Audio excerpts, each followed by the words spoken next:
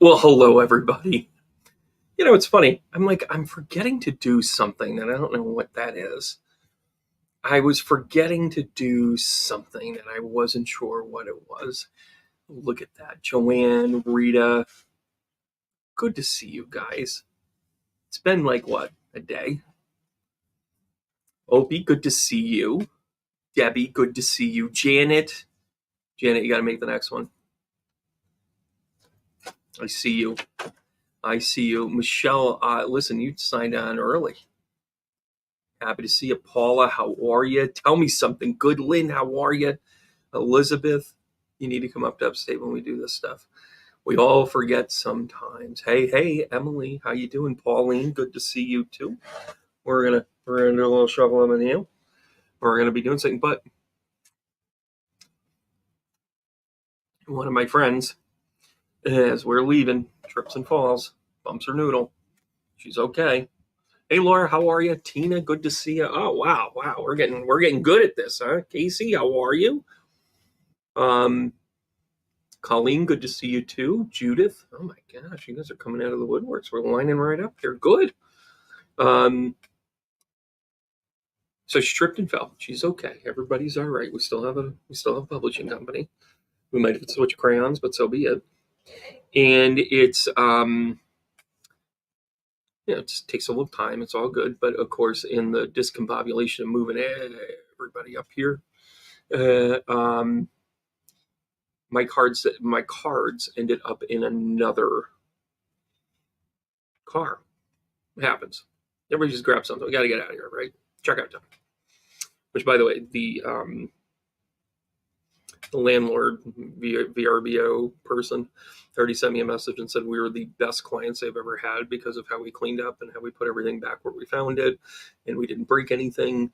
We have a couple of blankets, however, we just kind of lifted, but it was an emergency moment. I'll send him $10. These retreats are a really cool thing. I'm going to be lining up some more, and I hope you guys come along. They are to scale, but they are limited. Like, you're not going to go on a retreat with 40, 50 people with me, ever. It'll never get to that.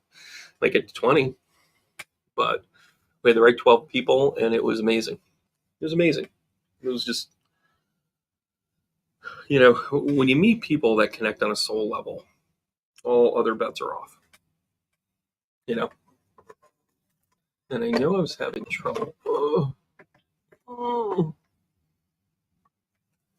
want to make sure my volume is up. Of course, I can't see it. That's the way we're set up. So I'm telling you a story to tell you this one. I got some new cards tonight. So I'm going to pick up all the sound healing equipment. By the way, I got to bring it in because it's a balmy 49 degrees outside and my bowls are out there. That's no good, Brandon. I say nay, nay. Oh, John Panette throwback. And so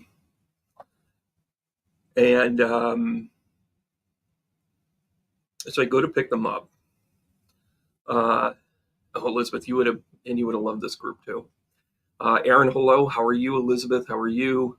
Trish, awesome to see you too. So I go down, pick up all the sound healing stuff. I'm like, oh yeah, that box. I need that box. It's got all my stuff in there. Well, hello, Carolyn. And I'm like, oh, I open it up. And it's got nothing but crystals in it. Crystals are fine. Crystals are fun. Everybody got crystals on the trip. That's the way I roll. And I'm like, that's not it. Monica goes, that's not it. And I'm like, I know, that's not it. And it was funny because I'm like, okay, I'm a medium and I teach tarot. I gotta have more tarot decks. Like, I'll just crack it open. And then panic hit me. Like sheer panic. Like, okay, well, what if all I've got is I tend to give stuff away. Like, oh, you need that? Go ahead. And then I thought to myself, like, oh no, what if I don't have it? So then I thought to myself, if I do this the right way, I can stop by someplace. And of course, I know every shop owner in the Capital District. And then when I go through the list of the ones I could actually go in, that was funny, everybody. That was funny. I thought to myself, I'm okay with like a basic whatever. Maybe there's a kiosk or something in the mall. I mean, it is October. The thin veil is thinning more. And what could we possibly find? So I go to my local mall. Its initials are Colony Center. And again, going through the list of stores I would prefer to spend my money in, I end up in Barnes & Noble. And Barnes & Noble was fantastic. By the way, guys, I'm going to make an announcement here in a couple of minutes, so stick around. Barnes & Noble has really kind of come a long way, and Barnes & Noble is great. They're actually great to local authors. You have to go through a process, but that's just corporate being corporate, and you got to go through corporate stuff to get through corporate things, but they were happy to represent you locally. When you are writing your book, please consider 10,000 Publishers, because we will get you in Barnes & Noble locally. And it's, my finger's killing me here. So I decided to go in Barnes & Noble. And I'm like, what do you have? What do you have? I'm thinking, I was hoping, they probably were going to have a Rider Waite. They were probably going to have, some basics, whatever. They might, have a whatever. I'm thinking to myself, like, something a little seasonal, something with a little bit of feel. And I'm standing in front of a little kiosk, and it's a decent shelf. They've got about 30 different cards. And I'm noticing, like, I'm like, I got that one, I got that one. I was like a kid in a baseball card store going, yeah, I got those. I got a Griffey rookie, don't you worry. Sure enough, I say, I'm like, I'm going to go with the Celtic Tarot. Ooh, Brandon. Very seasonal, very seasonal. But wait, there's more. Because of the now Peanuts gang, I have 2 decks of that. Did I not grab both decks and throw it in there? Thinking, well, maybe more than one person might want to play with them. But by the way, my cards didn't even reach, didn't even get out. So that's going to be deck number 1. That'll be our base deck. And then our other deck, I'm looking around and I'm like, I want something that kind of looks a little different. And it's funny because as I look at these, their color palettes are definitely a little different. They're not vastly different, but they're enough. They're enough to kind of go through. Hello, Tiffany. How are you? Thank you, Michelle. I think you're going to like it. Pauline, yeah. New cards. Hey, Trish. So I'm looking around, and I see like the Marvel comic one, and I see the other, I see a couple of other ones that are like, the Cat Tarot. And of course, the difference between an Oracle deck and a Tarot deck is Tarot follows the same logic. Tarot is Tarot. 78 cards, 56 pickup. You got 4 suits in the minor arcana, and then you have the major arcana that tell the story of the Fool's Journey. And that does not change for all intents and purposes. Now, I told you a story to tell you this one. I want to mix up a little bit. Again, remember when I said seasonal? And I thought to myself, God damn, it's cold out. It's cold, baby. It's cold outside. It's cold outside.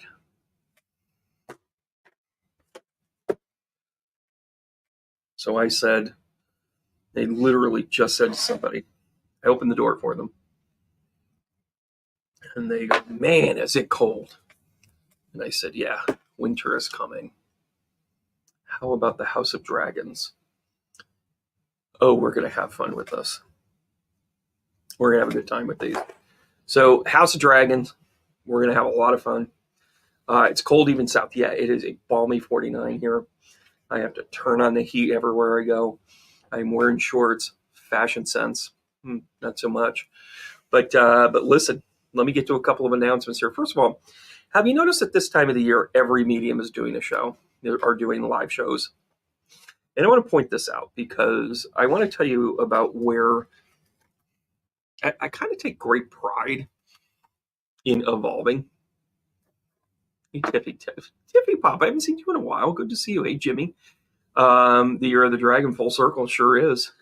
Well, I hope your son can tune in. We'll connect. We'll connect here with the dragon card. So, have you noticed that a lot of mediums are like all of a sudden talking about the shows that they're doing? And you see them do like one or two shows. Like this is the time of the year where like every medium all of a sudden does stage work. It's actually known as platforming in the mediumship community, and I'm here to I'm here to call it out. I'm going to tell you that with most people that have limited experience, by the way, I'm about to sell myself sixfold. People with limited experiences will have 20, 30, 40, 80 people in a room. They will be excited about how many people are here. I cannot believe how many people are here. This is amazing how many people are here to see me. This is amazing. These people are here to see me. And then they will do 5 to 8 readings and say, good night, everybody. And 90% of everybody will be disappointed. That's bullshit. That is a grift in this business. That is absolute horse hockey. I understand limited human capacity, but we have to do better than that. Either have smaller groups or get better at what you do. Welcome to my shows. When you come to my shows, 90% of everybody gets read. Basically, I just go until I pass out, which is awesome, which is kind of a metaphor for my life. When you come to my shows, I connect. Sometimes it might be a minute, and sometimes it might be a little bit longer, but you will get messages. Beware of the people that only do a handful of shows a year. They are not professional at that. They may be good at as a medium. I'm not knocking them there, but it is a way different product. And I am 100% authentic in how I approach it and how I deliver it. Perfect. And people, I hear it. Like you become the bitch department when they're like, well, I went to so-and-so's show. Oh, it was in a haunted, mystical place, and oh, it was fantastic. I guarantee you I will get at least 5 complaints about other mediums this week. Guaranteed it. But I got shows all over the place here, guys, and I'm gonna pop this up. First of all, the big announcement. And by the way, get your Google fingers going. And I would like you all to go ahead and jump on this one. I'm going to be doing the free class, Signs from Loved One. Now, it gives you a pay what you will option. I don't care if you sign up for free, but some people kind of like that option for whatever reason, and I appreciate that. Well, on the flip side of that, this is about your coping mechanisms of dealing with loss. This time of the year, it really ramps up. We talk about the veil being lifted, and guess what? This is an opportunity for you to start to sort that out. You are also going to get an invite to my weekly class out of this as well. I'm still a business. I still got to stay open. But even if you just take this class, what you're going to do is you're going to recognize the signs. You're going to be able to work with it. And I'm going to leave you with an activity on how you can connect. It's a wonderful class. This is the class that I actually taught. I have taught for the Forever Foundation, for those of you that are familiar with it. I have worked with countless bereavement groups and all that other good stuff. Boy, that's kind of a terrible thing. Register at tbrandonruss.com. Anyways, go to the website. I'm going to type it in here again. Yeah, Elizabeth, I'm not surprised. Everybody gets really super brave. And listen, it takes a lot of work to be a good medium. And when you get the hang of it, you can be really good at it. And then you find purpose with it. This week alone, I'm going to do a little fast forward here. I just want to show you guys. I didn't do that. Anyways, check out the website. I'm in Oneonta. I'm in Clifton Park. I'm in Bainbridge. I'm in both places actually tomorrow. Oneonta and Bainbridge tomorrow. Clifton Park. I am down in at the Gilboa Dam on Saturday for a free event. You want a free reading with me? They pay me for the whole day, guys. They said, come on in, hang out, kick up your feet, turn over. I'm going to turn over some tarot. That's what I'm going to do. We're going to have a good time. We're going to have a great time with that. I've got some privates, kind of in between there. Boys and Girls Club stuff. We're supporting them. We're going to be doing things out at the Gloversville, the Glove in Gloversville.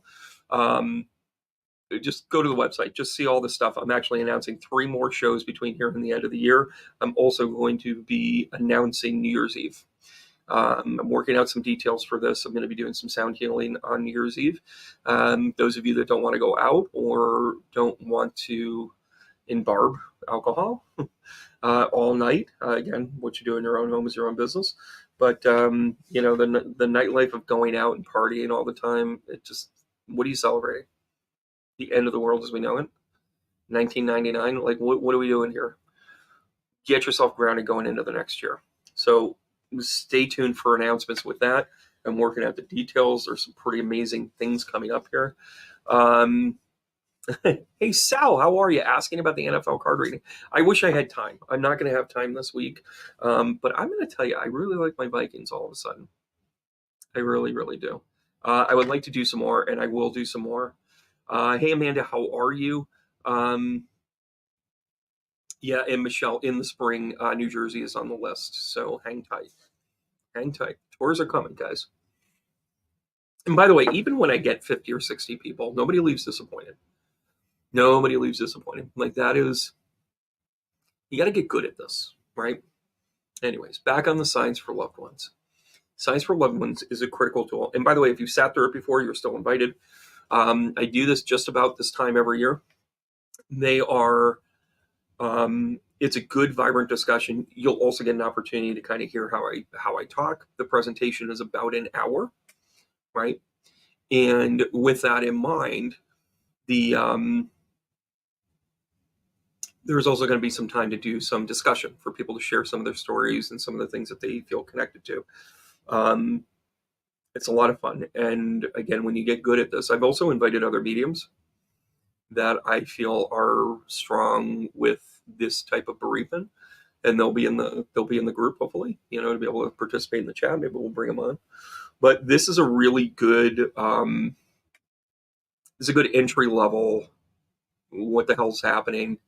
They're trying to figure out how to be dead, and you're trying to figure out how to live without them. And Signs from Loved Ones are just a way that you can do this. It's great. So I'm really realizing that I need to. AMIS checked. I put my specs on. Oh, before the weekend I didn't need them. Now I'm kind of need them. But anyways, also discover your astrology. Listen, guys, this is a class. I'm going to explain it one more time. Next week we get kicked off, right? Less than a week. I'm just going to keep the price at $222 though.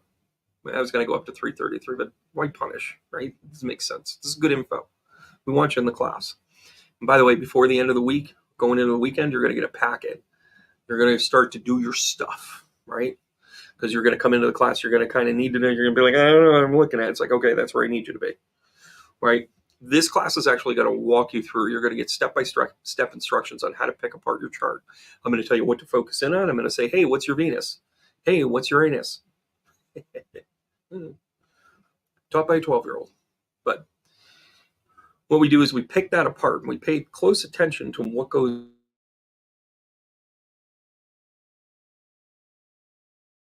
on what the is, and I walk you through how to make that effective for you. Learn thyself, and then you will learn everything else attached to it, right? This is a super duper class. It is a beginner entry level class. This will allow you to get integrated with astrology. It will take you years to get really good at it. I think I'm good. Penny, by the way, thoughts and prayers to that cat. By the way, that cat is just living it up. You guys do know this. Like, he goes down to the ocean. He's like, I'm going to get a fish. I'm going to eat this. He's living high off the hog. Poor Penny sitting up in her penthouse going, oh my gosh, I can't believe this. She would laugh if she heard me call it a penthouse. But comfort to her knowing that the cat's okay, though. I just know he is. George is okay, guys. George is living it high off the hog, right? But anyways, astrology, this is an opportunity for you to get your feet wet in astrology. Could you become an astrologer? I don't know, but you're going to take a class like this if you are going to be. So this is Is it recorded? Yes, it is. As a matter of fact, thank you for asking that. So if you don't make it, you would definitely get the recording, and you're also going to get the workbook that I'm going to be sending out. So even if you like skipped all the classes, you're still going to get plenty out of it. You're still going to get plenty of discussion. You might just have to kind of try and flag me down if you have additional questions. Class time is very much about me explaining particular things so that then you can get the hang of it, go and do it, and come back and ask questions. So, but you would definitely get the recording. I record everything. And by the way, this class will end up on the app for you to get, and you get access from it from the app. I'll walk people through that. I'm working diligently to make sure that I have that squared away, as I am doing it on my own. The only way to make sure anything gets done right. So yeah, Kathy, hoping to see you. I think, did you sign up already? I think you did. But I'll look for that. Tanya, hello. Casey, look at that. I like it. You guys are chuckling at me. Thank Christina. Yeah, I'm glad that. I'm glad he's okay too. Zodiacal return. Oh yeah, that's going back to Set. But yeah, we actually talk about key moments in your life too. One of the things in this class, one of the modules, are actually the key squares, the key returns. Understanding Jupiter return, Saturn return, understanding your lunar return. To get in the exact same spot, what it should mean for you, and eclipse it 12 times, 13 times, really, every year. And it gives you an opportunity to follow that cycle too. Yeah, it's kind of a nifty class. Hope you guys join it again. tbrainerus.com. I'm seeing a few of you guys are jumping on it now. I don't know who's on it. They just tell me that people get here. Working on getting me to Canada. I'm down. I'm so down. I have a feeling I'm going to be traveling a lot, and I think I'm going to be an ambassador of goodwill and democracy, quite frankly. Story for another day. I'm somehow losing my voice. Let's talk astrology. Look at this big pile of spaghetti. Well, in the words of Nostradamus, anyways, little lighthearted fact here. This big bag of bowl of spaghetti right here is a bit of a cluster. How do you do, right? You've got Pluto hanging out down here. You got Mars hanging out up here. You got the sun over here, and you got the moon over here. Well, if you pay attention to the angles here, this is kind of a little bit of what we call a cardinal cross. What's a cardinal cross? Well, it's an initiator of something big coming. But don't worry, everybody. I'm pretty good at teaching astrology. You know why? Go ahead. Look deep into your screen and say, what in the heck? Oh, there it is. Clean as a whistle, everybody. Dry as your grandpappy's scalp. Look at that. Look at that nice square action there. So what was I talking about again? This is what I was talking about. I was talking about, by the way, I have to kind of do this so then you don't see the whatever. So pay attention to the sun and the moon in opposition. By the way, in case you didn't know it, the full moon is an astrological term. That is when the moon is in opposition, full opposition of the sun. In this case, it is 24 degrees and 33 minutes. 24 degrees and 34 minutes. This is actually going to be 34 minutes. My chart is wrong. I should quit. I should retire. All right, I'll keep going. But in opposition, this line comes in opposition saying, hey, how you doing? We're kind of on the other side of it. And then you have Mars going, hey, I'm just chugging along here. I'm at 22 degrees. And then sure enough, Pluto's sitting down here at 29 degrees, the Anorak sign. And by the way, when you take the class, you'll understand what I mean by Anorak. It is an amped up sign. It is Pluto going, I'm in charge. I'm big bully today. And then Mars is like, what are we going to do? Hey, Spike, what are we going to do? We're going to beat him up. We're going to beat him up today, Spike. What are we going to do? Hey, what's up? In Cancer, it's like, I feel bad about beating you up, but I'm going to beat you up. And then by proxy, and take a look at all that's going on here, it becomes squared. So you got the square dance going on here. And the reason why it's a cardinal cross is because it is the signs of the cardinal element. You have the sun in Libra. And by the way, let's start at the very beginning. I heard that's a very good place to start. You have the moon in Aries, right? Aries is the beginning of the astrological chart. And that is square to Mars in Cancer, also a cardinal sign. I'll go over cardinal here in a second. And then you have the sun in Libra cardinal. Then you have Capricorn, also a cardinal sign with Pluto in it. Now, is this a wide square? A little bit, but it gets tight. It's within 10 degrees. That's why everybody's kind of like, oh, we're just a little bit here and we're just a little bit here. But this is a great way to connect the two. And guess what's going down, everybody? The cardinal cross actually represents initiation. Something new, something bold, some dramatic change. And the way to look at the elements is the cardinal signs will start it. They'll come up with great ideas. The cardinal signs are well known for going, you know what would be great? Let's take a platypus, because I was meditating earlier and a platypus showed up. By the way, there are no drugs and alcohol on my retreats. But what you do before, during, and after, anyways. It's called a leaf. So the cardinal signs initiate. The cardinal signs bring up the idea. They come through and they go, you know what? We need to tackle things. We need to change. We need to do something different. I have a great idea.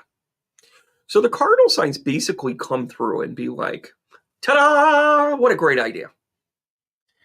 Then the fixed signs come along.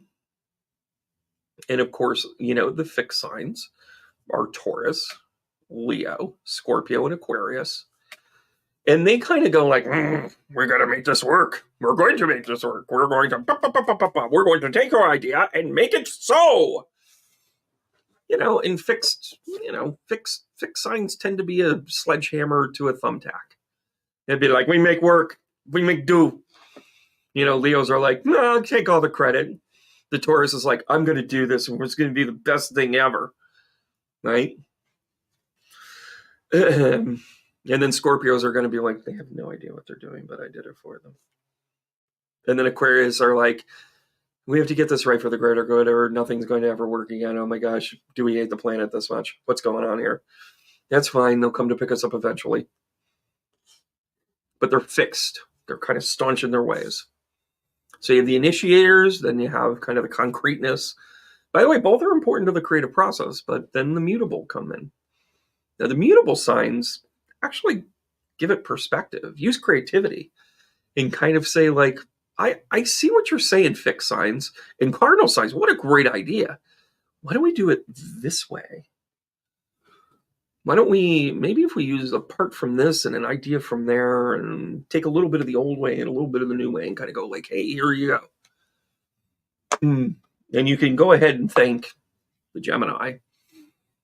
You know, you can go ahead and thank Virgo energy. You can go ahead and thank Sagittarius, and as always, you can thank Pisces.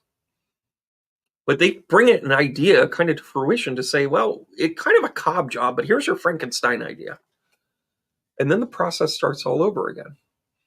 Because then the cardinal signs take an idea and go, you see that Frankenstein, what if we reverse engineer it and put the bolts on the inside? And make the hair grow from the inside instead of make it look like a chia pet. And then the process starts all over again. The cardinal signs take the idea, the cardinal energy takes the idea, then the fixed signs kind of push it forward to say, like, we must be done, we have to get it done, there's greater purpose. And then the mutable signs come along and say, all right, we'll fix it, we'll do the best we can. And then the cardinal sign says, you know what, that's a good idea, but why don't we do it there? That is the evolution of the elements and signs. And if you like how I describe that, you would love this class. tburnandruss.com. And Donna Muckles, a Taurus. I think she's saying I nailed that. Hi, Jenny. How are you? Susan, good to see you. Glad you are safe. Janet, also glad you are safe. Melanie, good to see you. Need to get caught up. The glove is coming. So in a nutshell, that's the energy that's going on here. So what are we initiating? What's going on here? How are we connecting to it? Now, one of the things that if you want to go ahead and take a look at the chart that I did to compare Harris and Trump, it shows how this cross is going to affect them differently. They're both moving into a time where they're going to be famous, and they're both on an upswing. They are both on an upswing. But as El Guapo would say, are you infamous or are you infamous? There's a big thing to that, right? Both are going to be super well known and hit the history books. How's it going to happen? What's going down? Although astrology and cards and everything else do not dictate outcomes because we have free will. You could all change your mind tomorrow and vote for the other person. You could attack it from the standpoint of devaluing yourself and saying, no, I don't need to vote. Nobody else. It's New York. It's my state. It doesn't matter. We're gonna lose by whatever. This social experiment is incredibly important for the numbers. We have never in the history of this country passed something like 60% of total eligible voters. That's insane. George Washington ran for president, and he was kind of half forced into running because they were like, the great George Washington, the man who cannot tell a lie. By the way, the old cherry tree was a complete fabrication, right? But the old tale was they chopped down a cherry tree, and then the fabrication wasn't chopping down a cherry tree. He ate the cherries, and he shouldn't have. That was the thing. It was supposed to go into a pie, whatever, right? So I cannot tell a lie. I ate all of the cherries, basically, is what the way the tale supposedly goes. And I don't know. I wasn't there. I haven't tapped into him yet. Ooh, that would be good. Let's do a seance. Anyways. In the country, there were something like almost 16 million people. 6 million people in the United States at the time. And it's amazing to me where it was like, and this was people from all over the world. This, of course, included the slaves. It included Indian nations that had integrated into statehood or colonyhood. You know, you have the 13 colonies and things were packed, right?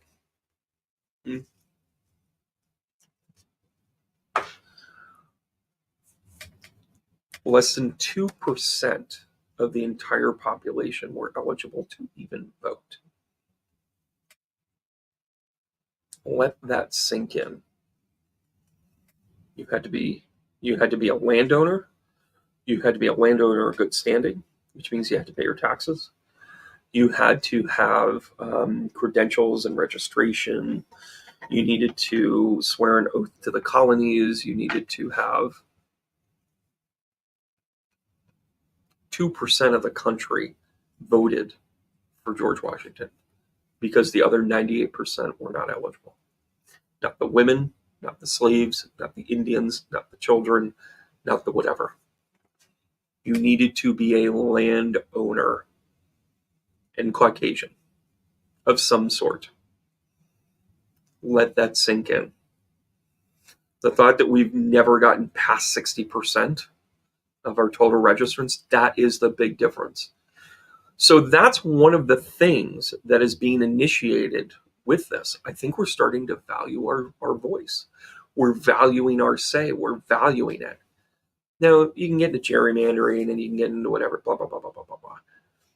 We live in a world where when I purchase something, I have all these ticks in my bank account, whatever those ticks are, mostly nickels and dimes. Say what you want, they're signs for my loved ones. And if I want to buy a widget on the other side of the world, China even, I can click on a button and that money and those tick marks can be on its way to that person's account in a matter of milliseconds. And you mean to tell me we can't figure out how one vote equals one vote? And we don't have a way to hand somebody a sheet? We know where our taxes go because we put in our Social Security. We can't tie our vote to something already concrete. By the way, if you are an illegal alien or unregistered alien or otherwise undocumented worker, you have no mechanisms to vote. that crap out of our head. If you are dead, you are going to be, you cross-reference the social security number to see if you're dead. It will not let you buy said vote. There are so many simple fucking ways that we can count legitimate head count and say, this is how many people voted for you. This is how many people voted for them. American Idol would register 1.2 million votes in 10 minutes. Daughtry got robbed.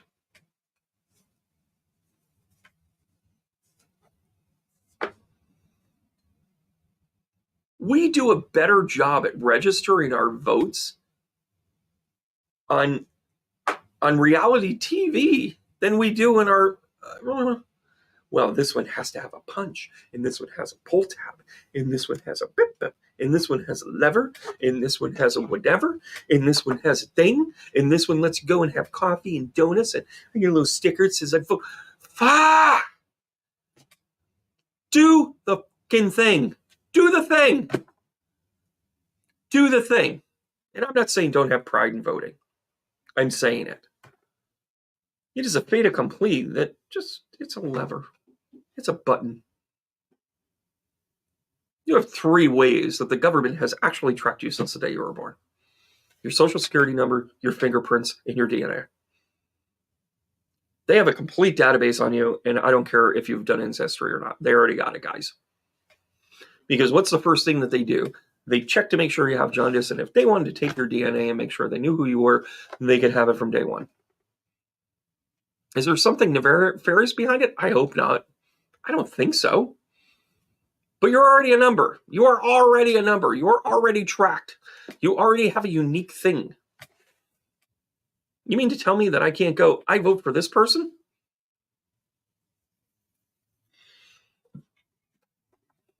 Anybody else have a bank that makes you put your fingerprint on your ATM card now? It's coming. Well, and we separate ourselves from that because, we're so worried about it getting stolen and everything else. All you got to do is, all we have to do is actually use all the nuts and bolts that we have. And we don't, and it's broken. So thank goodness we have a cardinal cross now. Take all of these broken pieces that even the mutable signs looked at each other and just said, we've got them. I don't know why we can't, whatever. Guys, it's going to get bad because it has to. We have all of these tools, and you mean to tell me we can't have the tools talk to one another? What are you, nuts? We spend hundreds of billions of dollars on absolute nonsense. And by the way, sometimes the nonsense has a good kind of feel-good feel to it. Wind power, solar power, water power. Understanding how groups segregate and how they kind of come back together, helping us understand, what are the types of things that we're going to need on the cutting edge of health and what we're going to need on everything from, vaccines, which inherently are not bad. Thank you very much, smallpox. I haven't had smallpox. I'm very grateful that I got that shot. Measles, mumps, BMM. Super grateful that I am not dead. And I'm a medium. But if we don't use the technology the right way, we're toast. We're toast. I'm going to bring up the chart again because it's fun. This cardinal cross is literally telling us you have the power to change. Pluto, opposition to Mars, is literally saying, so what are you going to do? But did you die? Which, by the way, was the theme of the weekend. But did you die? Well, what are you going to do? You have the power to act. And you have the sun in opposition to the moon, also known as a full moon, basically lighting up the things of our subconscious, lighting up the things that have been in the dark, lighting up the things that are absolute horseshit. Guys, get ready. Thursday's a doozy of a day, astrologically. Doozy of a day. You want all those things revealed? You want to learn about all the nitty-gritty details of what's going on with the Supreme Court and the payoffs and the buyouts and the this, that, and the other thing, and who's the loyalty to, and what are those conversations? Oh, it's going to zing them. Are you worried to find out that maybe Kamala Harris has actually been in charge for the better part of 2.5 years? I called it here. Joe Biden is a wonderful man to step down, and he did his service to the country, and he's got his scruples. He did some shit, guys. Sorry. So did Obama. So did Clinton. So did Bush. All of them. What's in it for me? It was that, it's that quid pro quo, that, they got to do it, so I get to do it. Somebody has to stand up and say, no, there isn't something there. Don't do this. I don't want that money. Somebody has to say it. We saw a glimmer of it with Biden stepping down, letting his ego kind of be removed for the moment. Here's a great example. I don't know if any of you, I fell asleep, got home, showered, because you have to do that when you've been in the woods and camping and that sort of thing. You need that really good shower. That one where you're like, I'm going to brush my hair for a half hour because I'm pretty. Anyways, in a meeting leftover meat, sticking into my jowls. And as I'm watching the Jets and the Bills game, the New York game, even though only one of them really actually plays in New York, the Jets have Aaron Rodgers. And I see this guy come around the end, and of course I'm rooting against Aaron Rodgers for two reasons. Once you're a Packer, you're always a Packer. And by the way, the Vikings getting Brett Favre doesn't count. So watching Brett Favre do what he does, Aaron Rodgers do what he does, I'm cheering because he's just got sacked. I'm not overtly a Bills fan, but I like him. And all things being equal, I kind of like the Jets, but as an organization, they're just a disaster. Anyway, so the Bills guy comes around the edge, tackles him, and falls down on him. He gets flagged for roughing the passer because he put his weight on the quarterback. Now, they're trying to protect quarterbacks. And after the game, Aaron Rodgers basically said, yeah, I really didn't agree with that call because it kind of, I don't know what the guy should have done. You know what you should have done, Aaron Rodgers and the Jets? You should have declined the penalty and policed your own. You should have said, these guys are getting instructions that make you seem over the top or overzealous or whatever. And you could have declined the penalty. Now, would people get in trouble? Whatever. But if you truly felt that it was wrong, you had the power to decline the penalty and say, that was a bit much, ref. I understand what you called, but we're not going to win that way. We're not going to win because you just made a technicality that gave us 15 yards when that should have been a sack because nobody guarded the guy. By the way, put on your dress. Toxic masculinity's back. But Aaron Rodgers, and listen, credit to Aaron Rodgers to even address it and say, whatever. But go a step further. But you didn't decline it, did you, Aaron? You didn't decline it, the Jets. We can't even police our own because the status quo has become such that you do anything to win at all costs. So if you decline a penalty, when that referee in your mind was wrong, you're not achieving the goal of being number one. You're not achieving the goal to do the best for your team. The heat that you're going to, talk about toxic. We're stuck in a loop of saying, I don't care so long as I win. That literally, in a nutshell, is the problem with this country. Somebody once asked me, it wasn't too long ago, they said, you seem very adamant about civil rights. And going to Memphis was eye-opening to me. I'm not going to recount that story, but I said this to them. Being a blonde-haired, blue-eyed guy, I have a distinct, profound responsibility to say that when I see something wrong, that I say that it's wrong. And if you don't want to invite me to your club afterwards, I have to be detached from that because doing what's right is actually where my priority is. And by the way, I might go about it the wrong way. I might make fun of you and your family in the process. I might point out your actual IQ level as I do it. But I reserve the right to find my own compass in that. And whether, I was also asked, 10th house, we did an event with a book house that is very pro LGBTQ. They're owned by two LMS. Like, I even get it wrong, guys. I even get it freaking wrong. LGBTQ plus. And by the way, I can pick it apart and say, like, what do you need the plus for? Like, isn't it kind of all encompassing? So basically, anybody dare? Okay, all right, whatever. Bullshit. As a straight white guy, it is my profound responsibility and honor to go there and support them in any which way. Somebody came up to the table and they said, "So who's your transgender or gay author?" And I'm looking around them. Yeah, they're not at the table right now. We currently have no one that has an identity under the LGBTQ plus. And they said, "Well, what? Well, so you're just here?" And he turned to his partner and said, "Sometimes people just want to, coattail this." And I smiled. I said, "Or support it so fervently that we're willing to stand up to the other people that look like us for you." And he smiled and he goes, "Gotcha." Actually, he went, "Gotcha." And I was okay with that. But even on the part of the oppressed, they are so deemed to fight. They're so deemed to be angry. Women, gonna single you out here. Gonna learn to lead from the front. And that's a positive thing. I went, if you get a chance, take a look at the pictures that I posted on Facebook from the trip. And notice that I said I was surrounded by a group of awesome humans.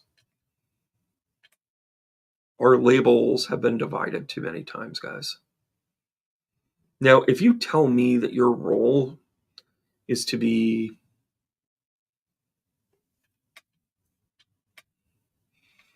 a mother, a parent, a sister, a daughter, those are roles. Do they define you in a lot of ways? Sure does. Talks about your soul work. Is it limiting? Hell to the no. We have two distinct sides, one that wants to support that and say, do what you want to do, mind your own damn business. And another part that says, well, somebody said it was bad. I want you all to read a story called Welcome to the Monkey House. Kurt Vonnegut, in his brilliance, I'll give you the 20-second summary. Basically, it's about a field trip that goes to a zoo. And then monkeys started doing what monkeys do. And they were good at it. Before they knew it, they had a whole cage. And by the way, they are a very social creature. And they also like to watch. So they're all going at it at the discomfort of this field trip. And guess what?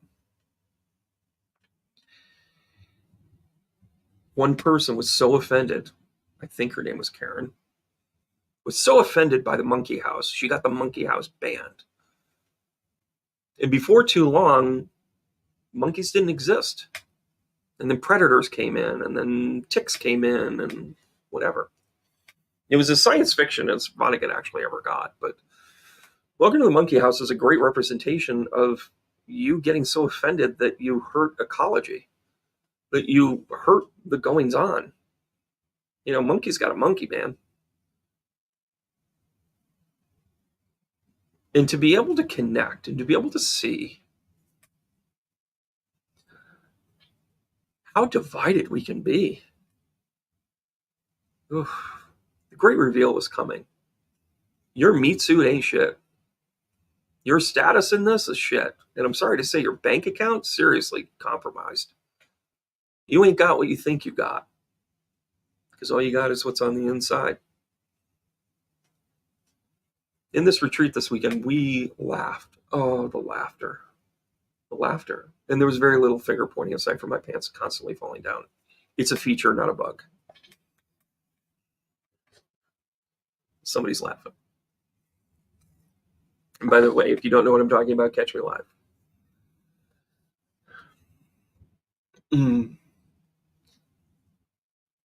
And the stories of strong people sharing their stories with one another, of talking about the past that they had or the experience that they had. And some of it was kind of a getting to know you. And some of it was to say, like, yeah, I've been in this spot. Let me tell you what I learned. 13 people doing that. 13 people sharing ideas. 13 people sitting through meditative workshops that weren't even planned. Sound healing. Created a vortex in one of them. It was amazing. It was fantastic.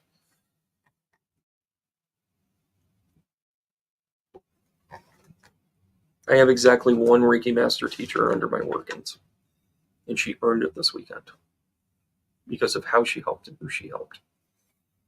And I will tell you that I helped one part of this person's family, and then this Reiki master teacher helped the other part of the family who was there. We healed a family together, and it was awesome. It took a year. Actually, it took 9 years or 9 months. Hello, cycle. Just realized that. And because of that, we allowed the organic exchange of ideas. And by the way, I mean, listen, if you were going to go demographs, we all slightly leaned to the left. We all slightly let out the gasp as we drove past somebody's house that had a big giant picture of a man who had just been shot at. I can't wait to be able to talk about that shit. With blood dripping off of his face going, fight, fight, fight. The big picture demography of the demagogue that he is, saying this is what a real man is. A real man admits that they're wrong. A real man actually makes mistakes and recognizes that it is a mistake. A real man doesn't say, yeah, but could you just count those again and see if I have a couple more? A real man actually has faith and trust in the other people around them.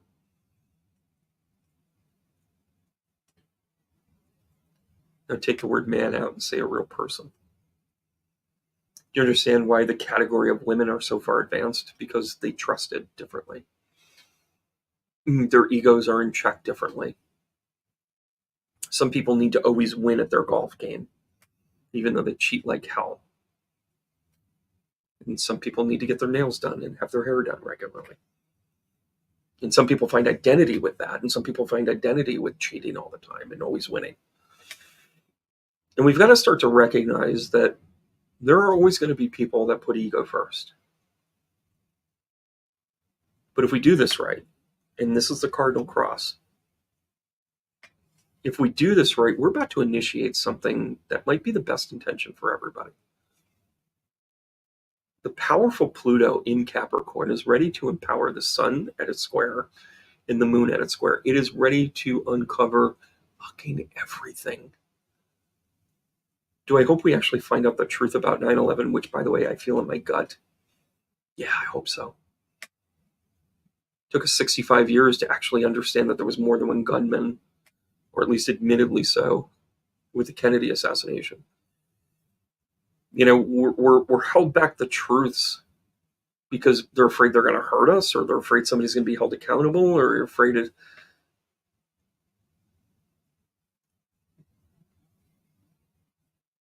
We're at a precipice of something new, and it ain't going to be comfortable. Because the exposure that the sun is giving the moon right now is to give full. And by the way, Aries ain't forgiven for that. There ain't no, oh, try better next time. No, Aries is just like, I'm sorry, you did what? There was no way you did that. Mars in Cancer right now is a deep-seated wound of our core ancestral values. Our country is based on freedom, and we're about to find out we ain't that free. So what are we going to do? Have we lost our power? Have we lost our ability to change? I think this is just the beginning of something awesome. I hope I live to see the full evolution of it. This is going to take a little while. You are living at a time that is going to be written in the history books, if correctly, about how we almost lost it.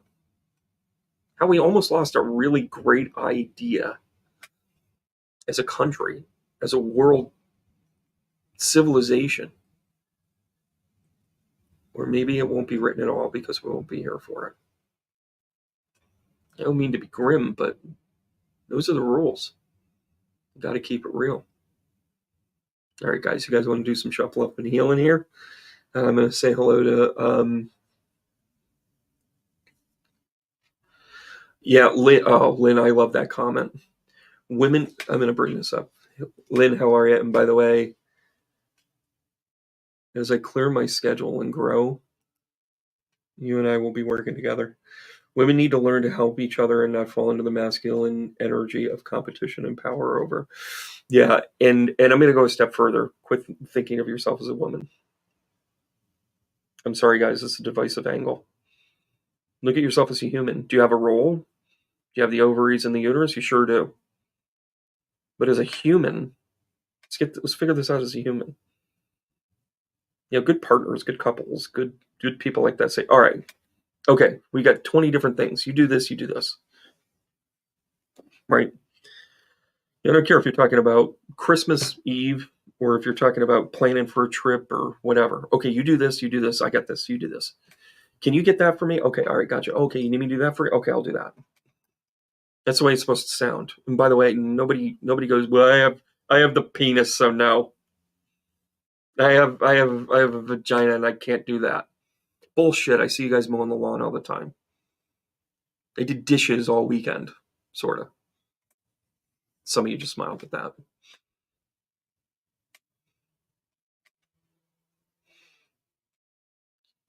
But there's a beautiful thing coming if we start to recognize that we have to be human first. I'm not disrespecting you as a woman. Not at all. Your feminine divine energy is super important, just like the masculine divine energy is super important. And there are times that the masculine energy just says, what are we doing here? Let's do this. Just like the female energy has to say, maybe if you weren't so over your skis here a little bit and we were a little more nurturing, maybe we get there somewhere. You know what that is? That's balance. Men are supposed to push, women are supposed to pull. Right? And by the way, it's not the microcosm of men are from Mars and women are from Venus. That's too simplified. That is too simplified. Because you forgot Mercury and communication and how we communicate. You forgot Jupiter about how we expand and what success actually is to each one of us. You forgot about Saturn about what stability and strength really is. You forgot about Neptune about what we dream about. And Uranus about what we actually feel inspired to change. And our power base is Pluto. Looking at it from a standpoint of what makes us integrated, what makes us be able to, what jazzes us, what gets us going. You know, I had a manager in my recruiting career, and I was really good at it because I have the gift of gab. I don't know if you know that or not, but I can talk a lot. And yes, we're about to do some cards, but this manager came in and she had no idea, zero idea about how to do recruiting, like not a thing. She's like, I get the mechanisms, but I don't know the soft skills. I don't know whatever. If you could teach me that, I'm going to teach you how to manage people. And I went, that's a great idea. And she and I got along great. We had a very similar sense of humor. I will tell you a long story short. It was hysterical. We had a road trip. We had to go out to Syracuse or Rochester, and we ate at the Spaghetti Factory. As you've been in Western New York, know that Spaghetti Factory is a thing. If you're in sales and you have to do business out there, you have to go to the Spaghetti Factory at least once anyways. So we're exhausted. We've gone through a whole day of training. We're in carbo overload. We're full of meatballs and pasta. And we get in her car. She drove. Get in her car, and we're sitting on the bridge, turn signal on, and we're sitting there, and we're watching and we're just not moving. And we're not moving. And finally, I looked at her, and I looked up, and I said, "You're parked on the shoulder." She goes, "I thought this was the turn lane." Like, that's how tired we were. But that was our sense of humor. And the joke was, we drove from Albany to Rochester, and she goes, I didn't even have to turn on the radio. You just talked the whole time. Some of you can recently attest to that. But the reason why we work so well together is that we identified things. We identified, strengths and weaknesses between the two of us. By the way, it had nothing to do with her being a woman and me being a man, right? However, the assumptions started to kind of come in. She was very much about numbers. She was very much about the success dynamic. She wanted to make sure everybody was successful. And to her, she said there was a lot of different ways to get there, but here are the numbers. Here are the goals. Here's where we got to go to. She was actually very masculine about those sorts of things. And she was a very successful manager because of it. And then she's like, well, Brandon, I mean, if you do it this way, you're going to make more money. And why don't you approach it this way? And why don't you spend your time here? And why don't you do this? Because you can rise up the ranking and get your numbers here. And by the way, the revenue is going to go here from here to here. We're going to be able to do this, that, and the other thing. And then I turned to her and I said, I don't think you get it. And she goes, well, what do you mean? And I said, I'm not motivated by money. And she just went, whoa. I mean, here's a woman, and think about all the divine traits of the divine feminine. She assumed that because I was a guy and because I was a provider and family and all this other stuff, that my number one motivation was the paycheck, right down to the nub. Nope. I wanted to be the guy for them. I wanted to be able to connect for them. I wanted to be the one that found them the job. I wanted to be the one that found them the person. I was motivated by actually doing a good job in whatever context that was. And she said, I don't know if I know how to manage you. And then I said, well, everything I've been showing you about recruiting has nothing to do with money. You just happen to be making money while you're doing it. That's the stuff I'm talking about. And by the way, when she saw that, she got great at what she did. She was already good. Think about her all the time because she showed me she had a very unique and very palpable feminine presence. She just had she was kind of like the mother hen of the group, in a sense, but she also just had this drive.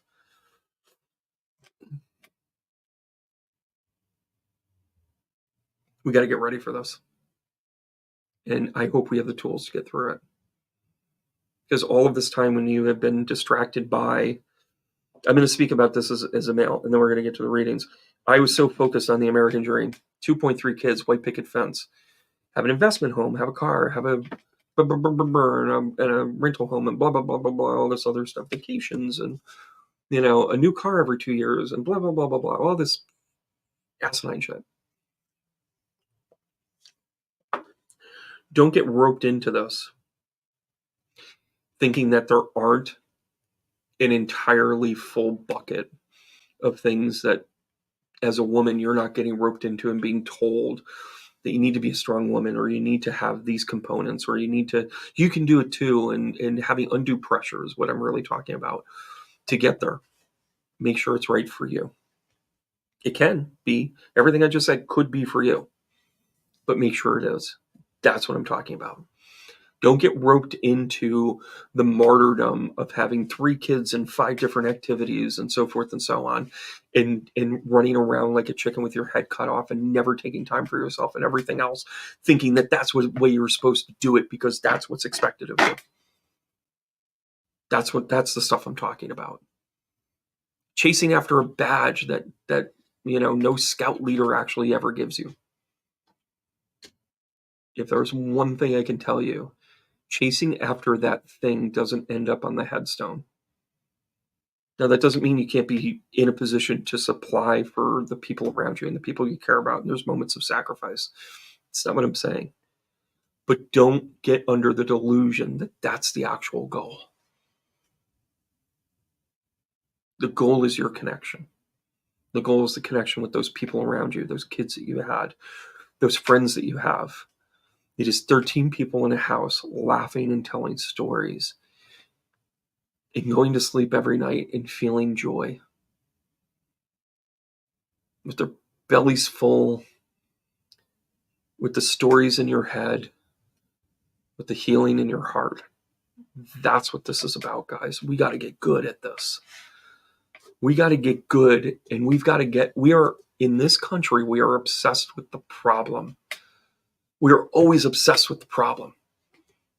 Immigration, inflation, resources, oil, corn, prices. We're obsessed with the problems. We have to get obsessed with the solutions. Cardinal energy brings in solutions. Some of them are asinine. Some of them are crazy. But if we do this right, I mean, do it with the best of intention. Maybe not right. That's the wrong word, Brandon. But if we do this with the best of intention, and we say, instead of saying we have a problem with immigration, we say we have a problem with our court system. It is underfunded, understaffed, and underutilized.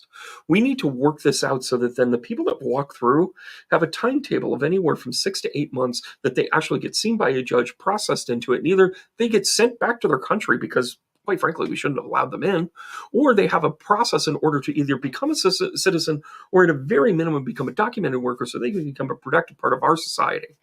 We owe that to them. Let's get obsessed with actually working on the progress so then they're not an illegal alien. And yes, part of that is sending them back. I'm sorry. And part of it, but the vast majority of it is the assimilation thereof. What do they need once they become assimilated? Well, I don't want to speak no Spanish here. If you don't speak my language, then you can get out of my country. Or as the Iroquois would say, ki haba. Ki haba.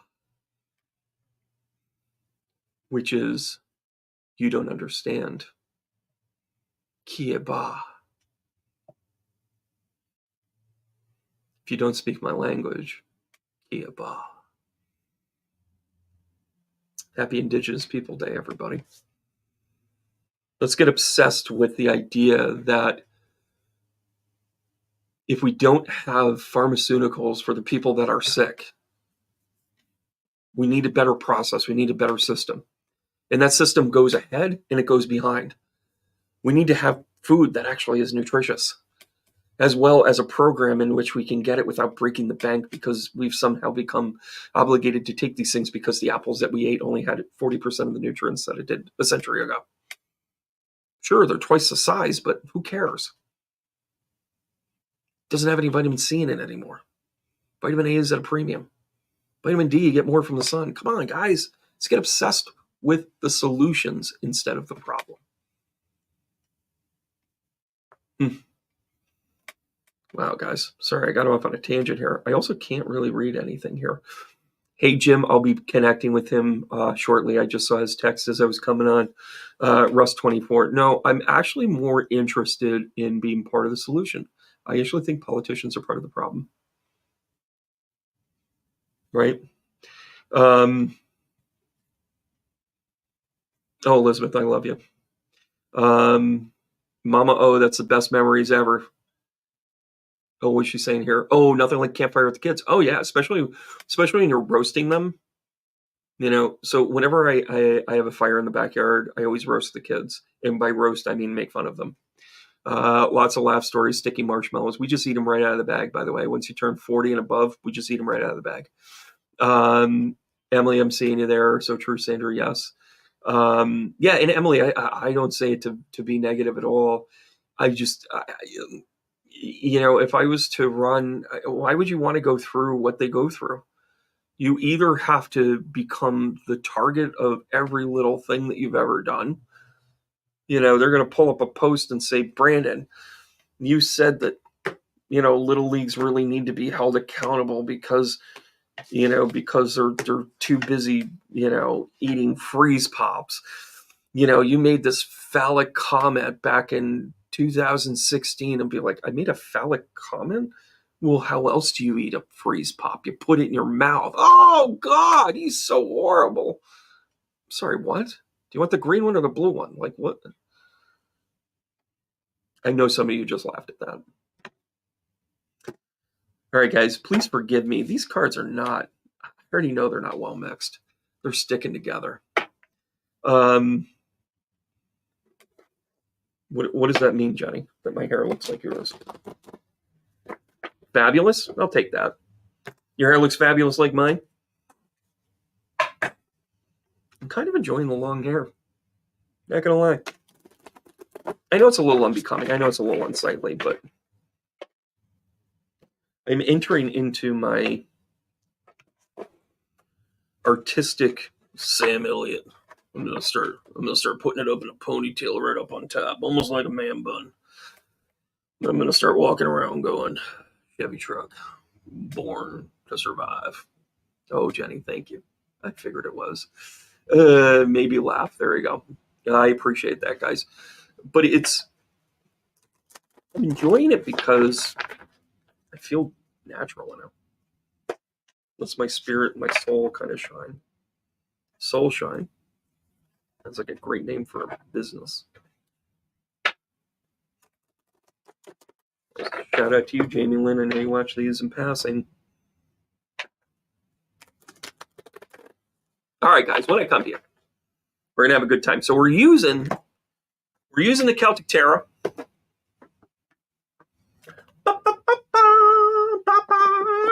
Celtic Tarot. By the way, I didn't look at the front of them. The book's over there, but I'm gonna figure this out. Right? And then we're also gonna work with the House of Dragons. House of Dragons.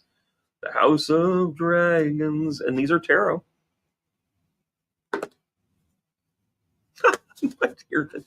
Look at the dragon cards over here already. But the House of Dragons here. All right, we're going to move over to here. We're going to add this to the stage.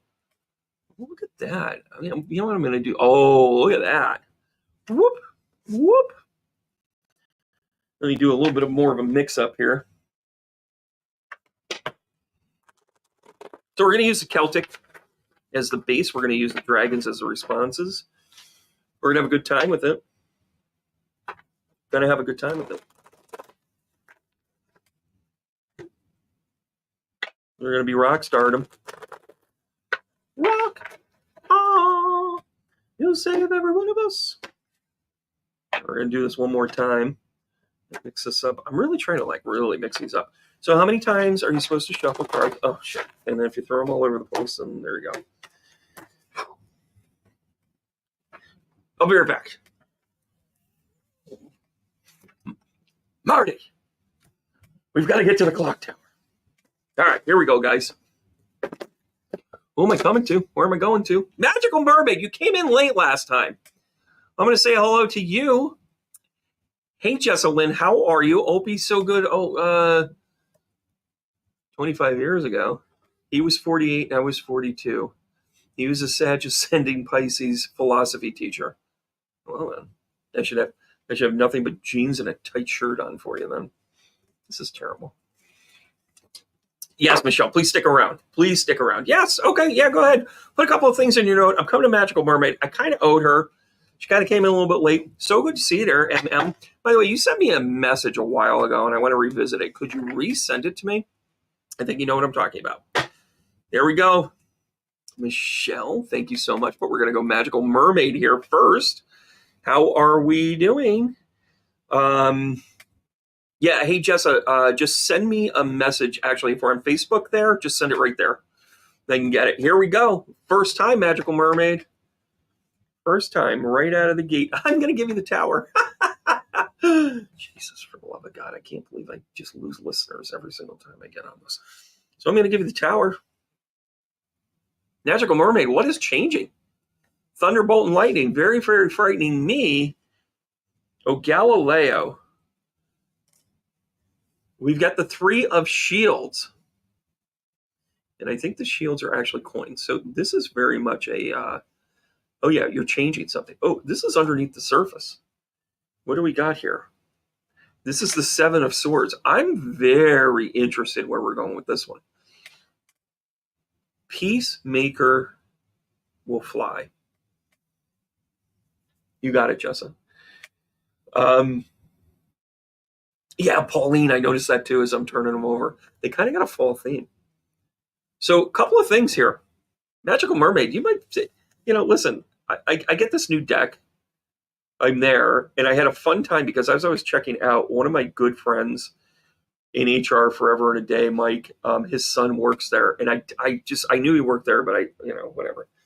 And I'm like, hey, buddy, how you doing? And he looks at me, he goes, Brandon, and I'm like, hey, how you been? He goes, oh my gosh, I can't believe you can read. Yeah, I have a book over. All right, let's see what the answer is. I'm going to shuffle one more time. I can't wait to see these ones. Wow, here we go. They're all stuck together. Here we go. Okay, Page of Crowns. I'm ashamed to say I might need to figure these out.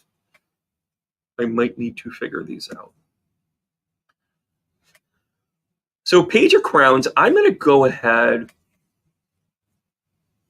I'm going to say this is something about a new way you're going to do stuff here, Mermaid. Feeling my way a little bit, but you're the perfect person for me to connect with. The Judgment card comes out. So the Judgment card on top of this, I think you're doing this in secret. And by the way, these cards are absolutely sticking together. I got to rough them up a little. Not like that, ladies. Jeez, oh my God. Have a safe word. The Judgment card comes out with this is that you're recreating. This is a butterfly spread. Totally a butterfly spread. And I'm going to tell you why. Because this Three of Coins sitting here, this Three of Pentacles, along with the Judgment card, is you going inside and going, I got to do this a little bit different. Maybe it's a different type of relationship. Maybe it's a little bit about how it is that you're going to roll. Oh, yeah, and I love this. And you're finding a peaceful way to do this. As much as there's a little bit of teptitude here with the Seven of Swords, it leaves two swords. So the backstory with the Seven of Swords is this dude has like a merchant. And he finds out that the battle is coming to him. And he sees all the swords laid out there. And he's like, you know what? This is what's best for me. I kind of want all the people to show up, but I don't want the bloodshed. Because if you kill everybody, nobody buys any merch, right? So instead, he steals all but a couple of them. So he's like, well, if two people just duke it out, enough people will stick around and watch it. It's still an event. But I won't have the bloodshed. So in a weird sort of way, there's a peace seeker here. And how do we cap this? With the Hangman. So this is about your perspective. And by the way, yeah, go ahead and read into it that I might not have shuffled all that well. But I'm going to tell you this right now.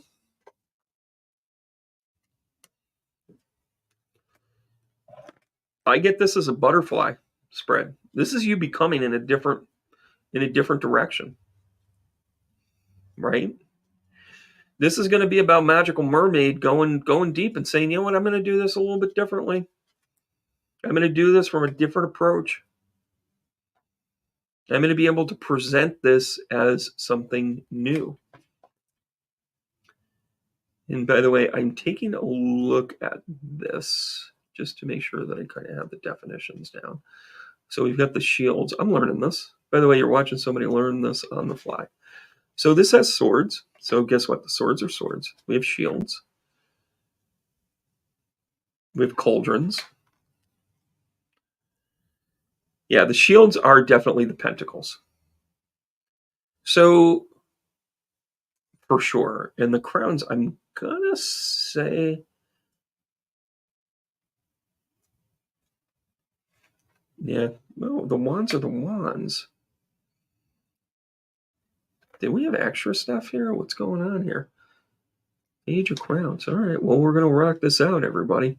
We're enjoying this, by the way. Now that I know the code, we don't need the book. This is all consistent. The safe word is lollipop. OP plus 10 points. I should start giving out points. Where the points don't matter. Hey, Warren, I see you there. Yeah, so Magical Mermaid, I don't know where you're going to on this. But, from left to right, this is about a quick sudden change. But I don't think it's something new. I think you kind of know that it's coming. You're just finally, you're going to rip off the Band-Aid. And then, of course, you have the dynamic here in the center where you're going to be discreet about it. You're going to be discreet about it. And you're going to come out in a 2.0 fashion, right? And then you're going to have a different perspective, and it's going to be peaceful. You just got to watch out for the deceit with the 7. All right, what's our advice here? Oh, it's a portal. Doors are opening once you decide the rewards. It's a wild card, everybody. Oh, I like this spread for you. I really do. I think you're good at what you do. And I just think you're going to go deeper and get better at it. Honestly, that's where I'm at. That's where I'm at there, kiddo. Oh my gosh. I'm going to get my eyes checked. I'm going to get my eyes corrected. All right, we're going to keep going here. Magical Mermaid, thanks so much for being part of the show here again. Emily, how are you, love? Here we go. What is this? I have to put on the glasses in order to see it. The Nine of Cauldrons. Happy to be here. Also known as the Nine of Cups. Here we go. The Two of Cups. Oh, somebody likes you. Not that one. Oh, shit. Hold on.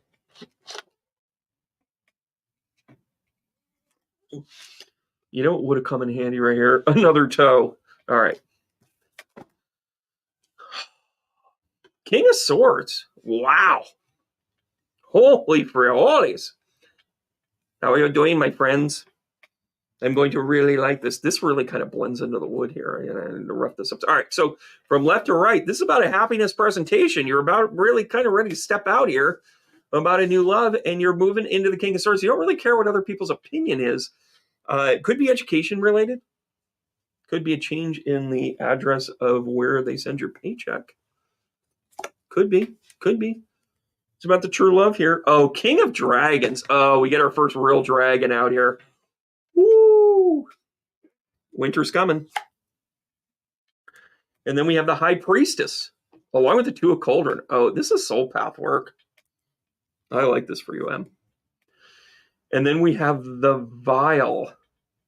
No, it's not the Vial. It's the 7. Those are Roman numerals, asshole. The 7 of Dragons. Oh, I'm getting where this is going. Okay.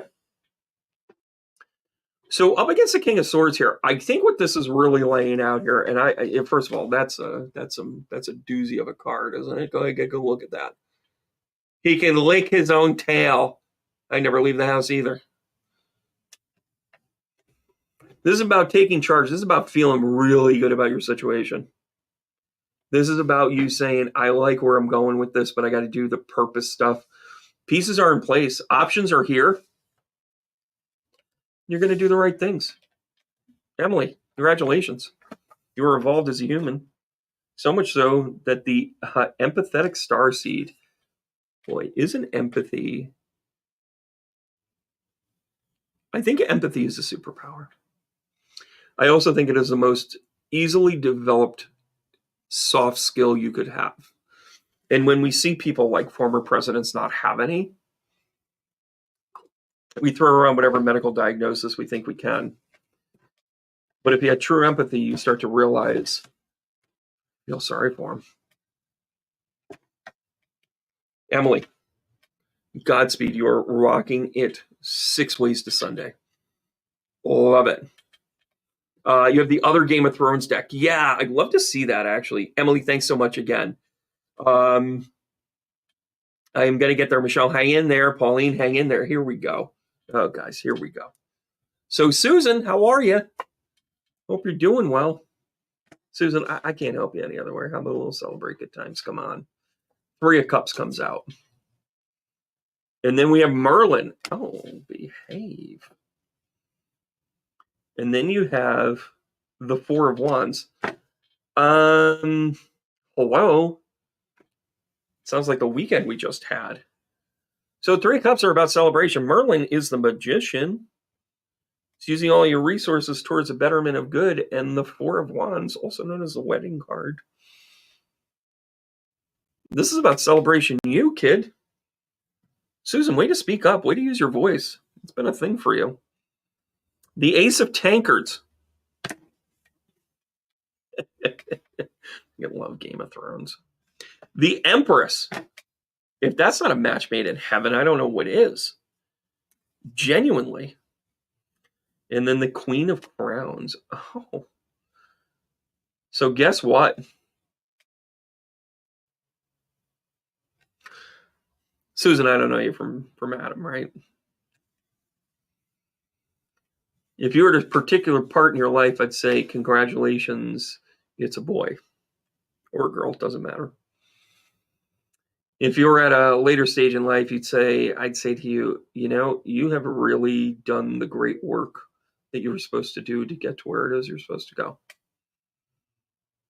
It's a beautiful day for everybody because you have no problem with leading from being ahead instead of leading from behind.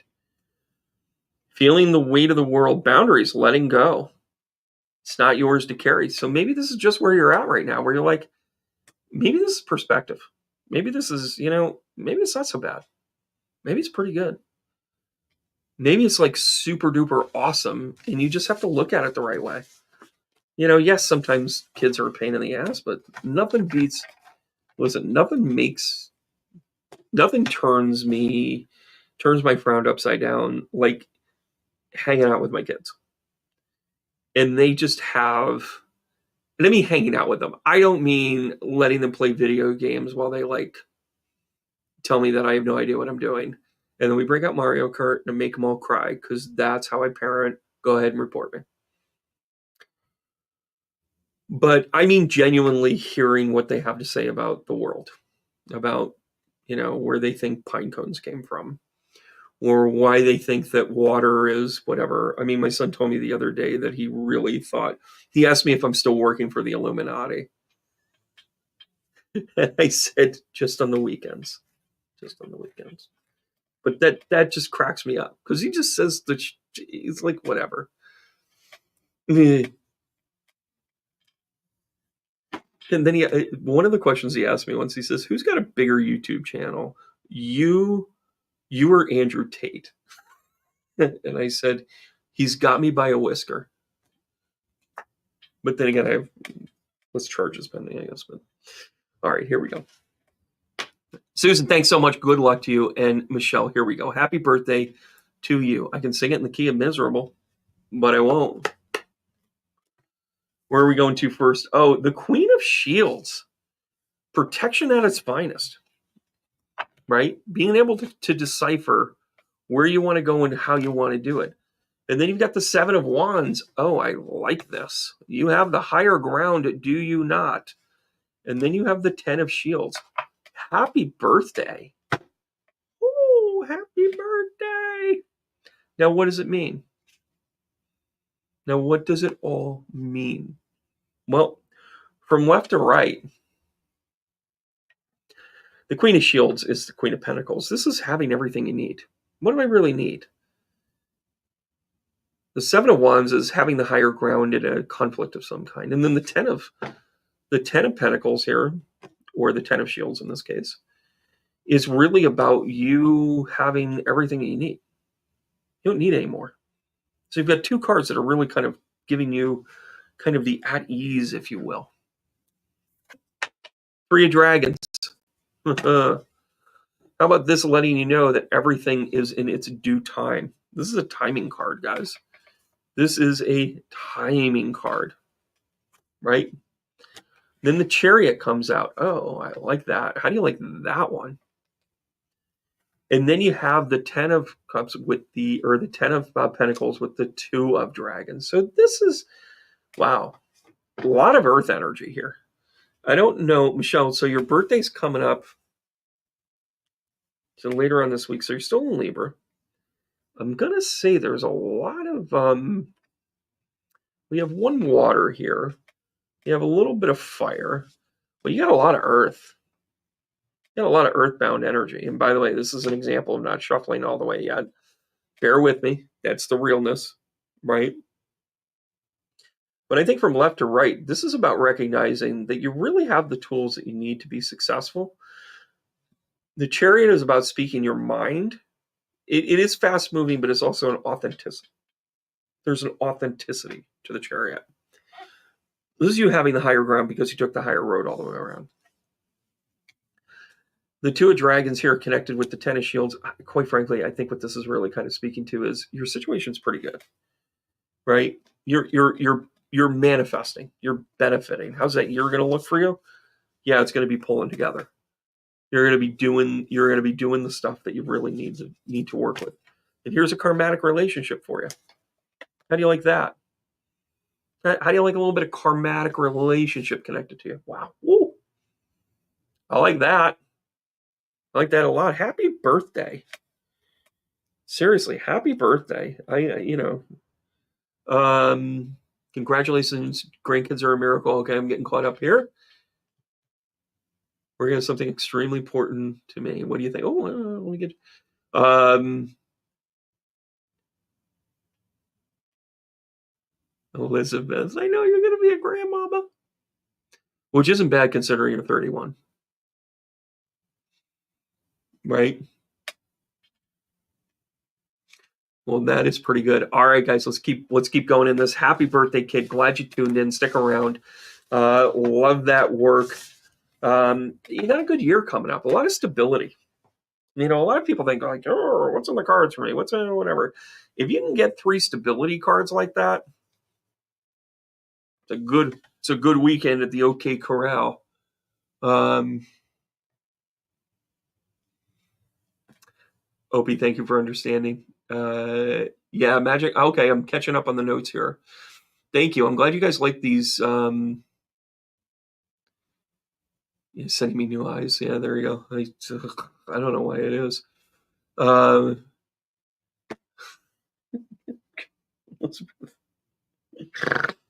You guys are horrible. You guys are horrible. The ecliptic be in your favor. Yeah, for sure. For sure. We have more eclipses coming on here. We're going to say hi to Casey here. Hang out, though, guys. Keep going. Here we go, Casey Lynn. We're going to give you the Mother. That is the 3 card. This is actually the Empress in this deck in the Celtic. The 5 of Swords. Okay, we're at a loss. I don't know if you lost Mom. I don't know if you lost your parental. And then the 2 of Shields. Oh. In a vacuum, not knowing your situation at all, I'm going to say this is about your divine feminine energy. It is about losing a little bit of that in the pursuit of a personal stability. Let's see how this plays out. Oh, you're worried about losing stuff. The 4 of Crowns comes out. What are you worried about losing? Oh, 6 of Dragons. I like this. Yeah, I like that we're going here with this. Doing a quick shuffle. And the Ace of Blades. The Ace of Blades, which would be the medieval version of Motorhead. Hysterical. I'm a riot. So here we are. We're talking about a new beginning after your loss, after the rain kind of feel. And then you've got the 2 of the Ace of Blades. Okay. Yeah, change your thought process. Yeah, by the way, I like this mental challenge of having new cards, by the way. I should do this every once in a while. Just get new cards, right? But here we go with this. Look at this. So you might be worried about losing your feminine divinity. Step 1. Step 2, you feel like you've lost something along the way, but I'm going to tell you it's actually part of your journey. And not everything is bad with this. You might have had to kind of like lose it a little bit. And then you have the 2 of Shields along with the Ace of Blades. This is kind of a new way to look at how you should deal with relationships, quite frankly. Casey, I think this is meant for you to see it for where it's at and what good it is that you are supposed to do with it for yourself. Right? It's okay to put yourself first in a relationship sometimes. And I think that's part of what's going on here. I also think that it's, we all want 2.3 kids, white picket fence, all that other stuff. Oh, I heard a great line this weekend. I'm not going to do it justice, but it's something like, my life is a travel blog. My life is an itinerary. Well, your life is a canvas. Artist, manifestation, creative accountability. I like creative accountability because creative accountability isn't escaping accountability. It is saying, yeah, but, just because it took the carburetor. I mean, can you imagine that? Can you imagine how horrible that is? That somebody would take the carburetor out of an engine and the person had no idea why it was broken, and you gave them tortured time and whatever, and then you find out they were the Nazis chasing after Maria. That's a thing. That is a thing. Hey, Chris, how are you? We're gonna get to a few more people. Don't you worry. I see you there, Addie. Here we go, Chris. Is that a John Deere? No, I see your John Deere, and I give you the 2 of Wands. Choices, decisions. Choices, decisions. Oh, I love this one. The Four of Shields. Yeah, you're hanging on to stuff here. What are you hanging on to? Oh, her name was Susan. We met at an outdoor carnival. Three of Crowns. The Hierophant. The King of Crowns. Wow. Chris, I don't know if you know this or not, but you have just become the most interesting read. We're going to go left to right here because with the Two of Wands, this is a choice, and this is probably you with the Four of Shields, not wanting to lose what you have. And the Lovers card isn't necessarily about the lovers. Notice how they kind of ran off behind the tree in this one? I kind of like that scenario. Right? In front of the great big tree, the tree of truth. By the way, Celtic folklore is centered around trees. Everything's about trees. The different types of trees, the ash tree, the birch tree, the beech tree, the oak tree. All of them have very specific meanings to your evolution. And here you are wanting to hang on to it in the Hierophant. This tells me you're trying to do the right thing. The Three of Crowns along with the two is kind of like you might have been a little selfish. Might have been doing some things you shouldn't have been doing. But your compass came in. Your compass is like, I don't want to lose what I got. Then do the right thing. And the King of Crown comes in along with this going, oh, I'm just going to provide and not necessarily be happy. I'm going to bite the bullet and go back and do the right thing instead of doing the right thing from my heart.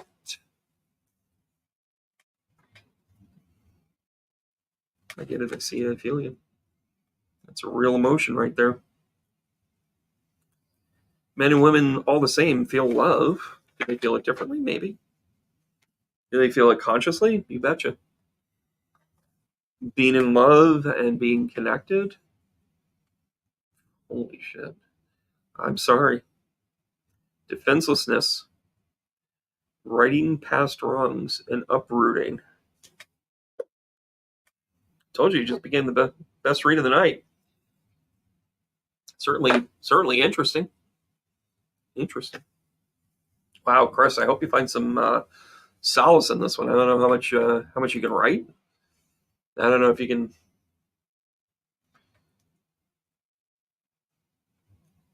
Yeah, there you go. Yeah, let's hang in there. Chris, thanks so much for being in there. Oh yeah, we're gonna do a few more. I'm enjoying this. I know, Elizabeth, it's so funny. Did you get my video, by the way? Yes, Tiffy Pop Tulla Drop. I love that freaking name. We're gonna go here, guys. Don't worry though. We're getting through it. Some of you are scrolling back and forth going, am I next? Am I on the list? Yeah, you are. We're gonna do a few more here tonight. Thanks for listening to me and my thoughts about feminine divine energy and about how it's all gonna come together. Oh, Eight of Wands here, Addie.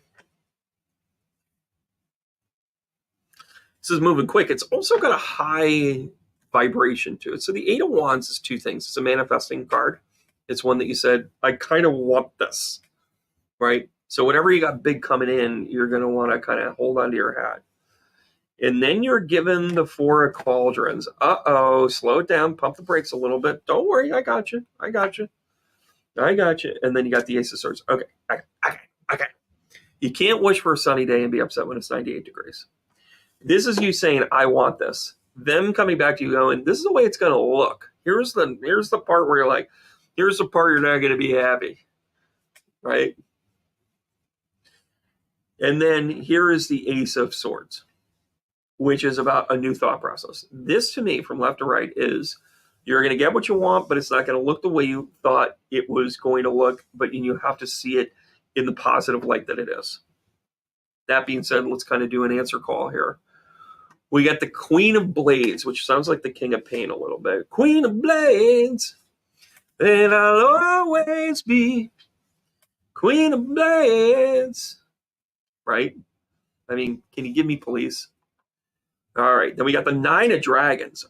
Oh, my.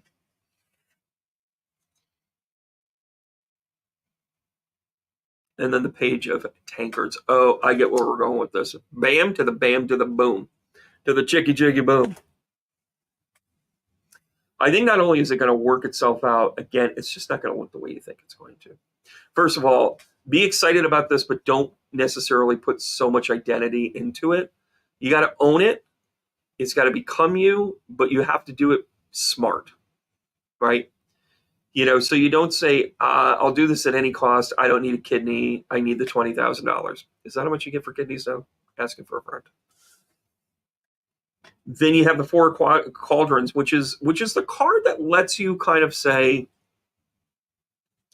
so here's the deal. You got everything you need.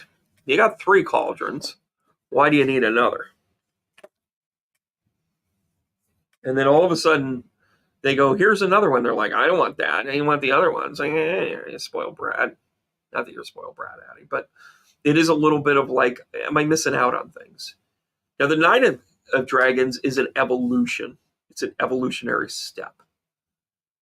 It is getting to kind of that part where you can kind of break through. And if you could see it for not being the loss, maybe it's about discernment, making sure that you do it the right way. And then say, okay, well, here it is. And then the Page of Tankards is saying, I see what you're doing. I get it. I understand it. But this is what's going to work for me. Sounds selfish, doesn't it? Sounds like you're putting yourself in charge of whatever it is that you want to put yourself in charge with. Well, what does the divine guidance say? Baby steps. Don't go rushing into it. I like this spread for you. For anything new. For things that are kind of like popping. For things that are kind of coming in. Holy free holies, I like this a lot for you. Well, good luck with the new idea. Looks like it's going to come through, but baby steps.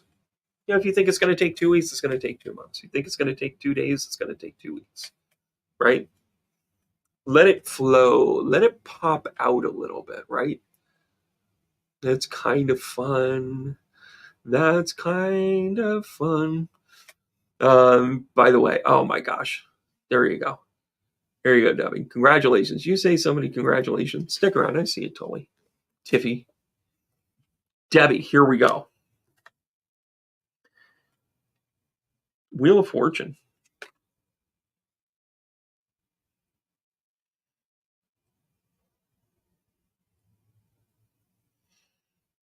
Wow. Wheel of Fortune. Fate driven. Then you've got 6 of Crowns. Okay. All right. Life is a highway. And then you have there we go. Then we have the Ace of Dragons. I picked up 5 cards. That's why I put it back down. Okay. What are we going to answer to here? Oh, yeah. Here we go. Here we go. The Ace of Shields. Oh, I like this card. Oh, I did this backwards.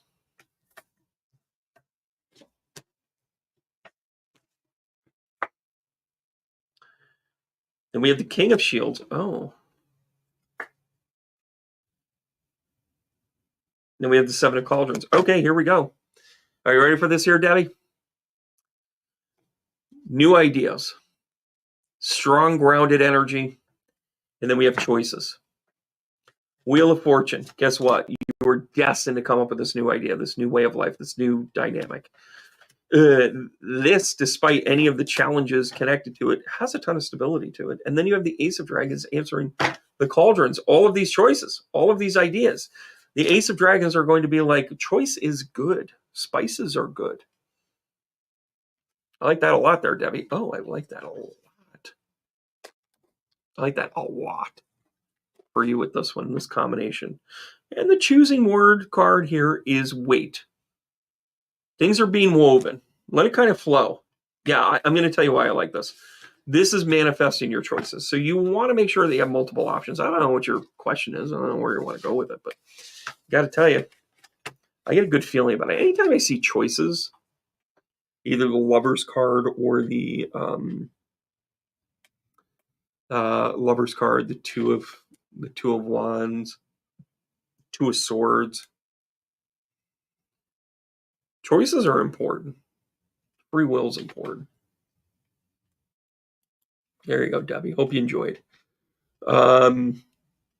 Sending gifts. Oh gosh, there you go. Oh my gosh, Janet, I love that. I love that. I'm going to get to you here in a second.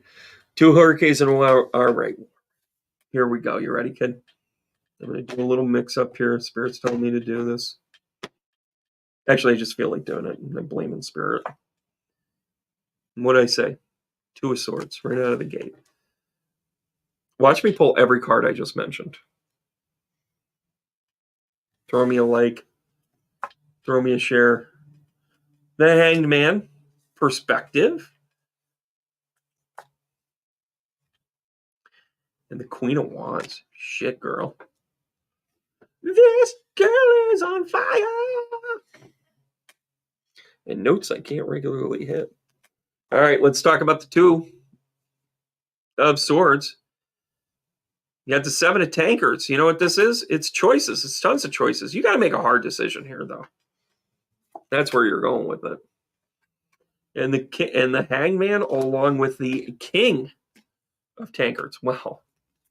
Where are we going with this? I'm going to tell you where we're going with this. This is you becoming. And by the way, how about that nice little pet red dragon? Am I wrong? Along with the cat. By the way, this is a throwback to the Rider-Waite deck. It is the only one that has a black cat in it. The sunflowers, these look a little AI generated, by the way. A little AI generator. Count the fingers, count the toes. If you got too many, let us know.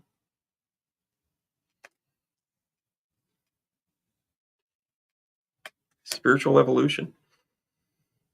Woo. Listen, I don't know if I can go there or not, but here we go.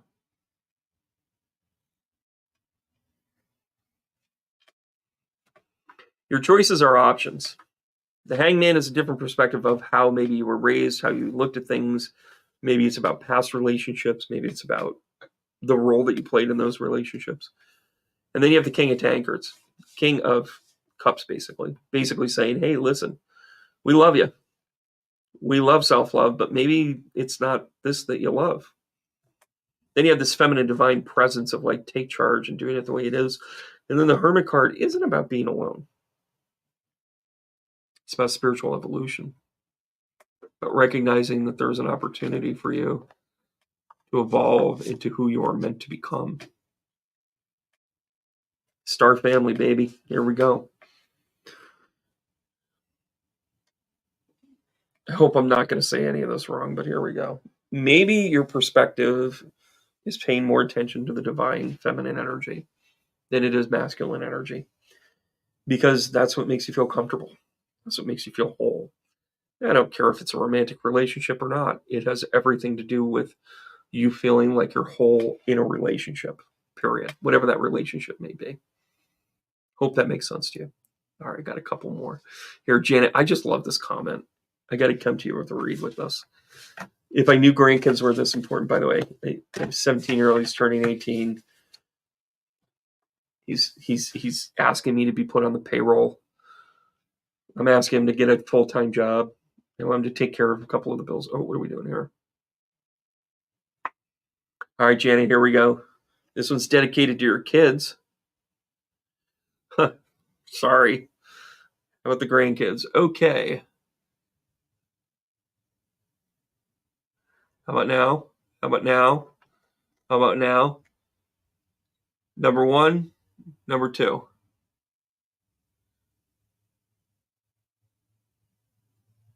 There we go. Now we're adjusting.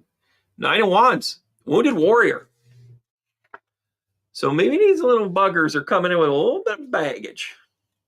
But they're meant to be here. Wheel of Fortune comes out. I like this. They were meant to be your kids. Ah, there you go. Got a little struggle here. Got a little struggle. 5 of Wands. Creative energy, though. This is a Leo card.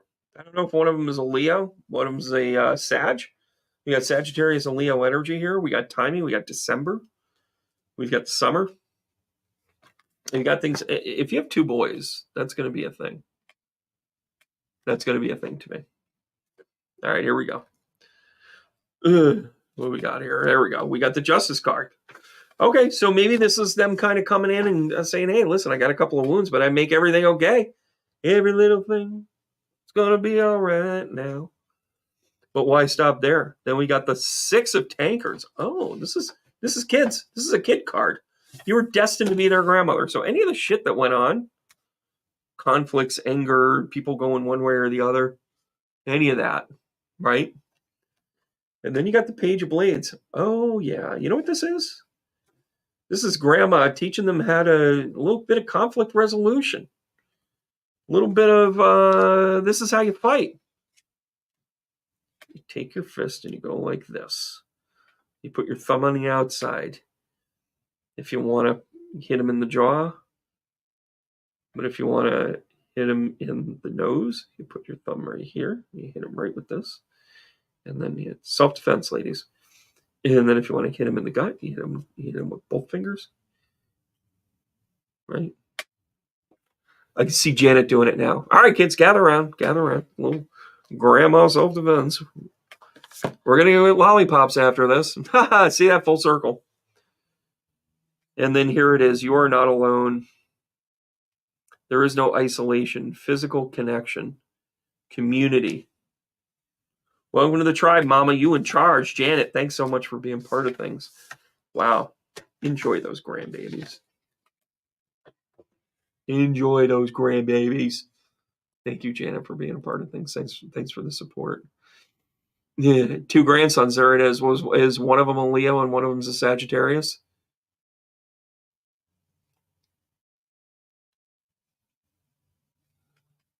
Yeah.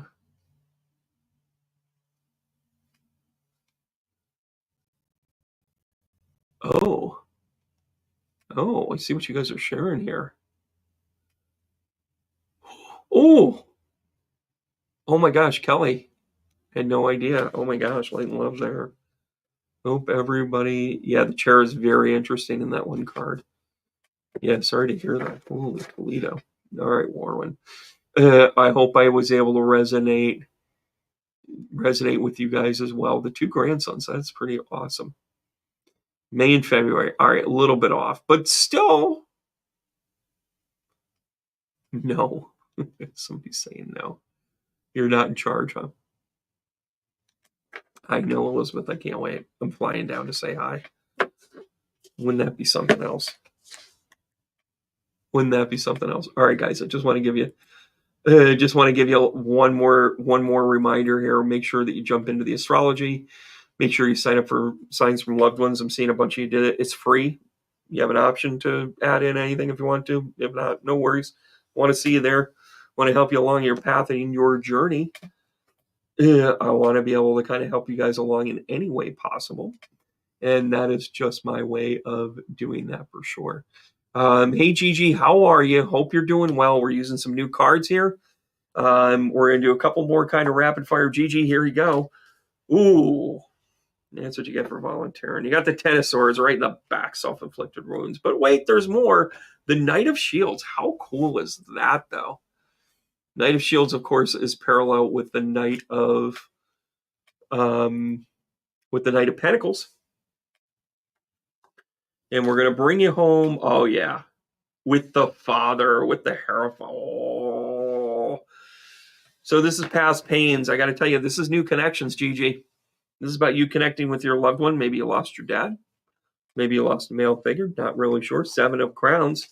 Too many choices. I'm sorry, 8 of Crowns. Oh, this is loss. That's a loss. Yeah, the 8 of Crowns kind of represents the idea that you have lost something.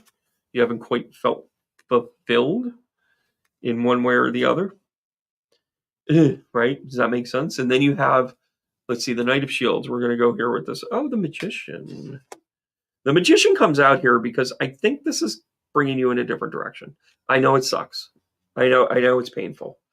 But this is giving you an opportunity. Like I said, I think you have a different connection here. Because this is a connection with a male figure, father, etc. Maybe a husband, maybe a maybe what have you. And then the Two of Crowns. Wow, real connection here. Real connection here with this person. Wow. Wow, man. That's a full story right there. That's a full story. Starseed, here you go. The courage peony. Let it grow. Multifaceted, unique in nature. Let yourself be seen. Oh, I like this a lot. I like this a whole bunch. Whole bunch for you. All right, love. Here you go. Hey, Jenny, I see your note there. I really want you to sign up for Signs from Loved Ones. I thought of you when I was thinking I need to kind of put that out there. And in the meantime, just start jotting things down. Give yourself a little journal, note paper. Start knocking down some things. Gigi, good luck to you and everything else. Here we go. Hey, Pauline, how are you? But jot down some things that you're noticing. Jot down some things that you see. Okay, Pauline, need some guidance for a gala. I'm going to. I think it's going to be very intense because of the topic being discussed. I'm supposed to speak, but I'm not sure I can handle it. Well, that's bullshit. Because the Knight of Wands says you're taking charge and you're going to go do it. You know how I work. You know how I work. You know I'm not letting you do that. Knight of Wands, it's about action. It's about strong ideas.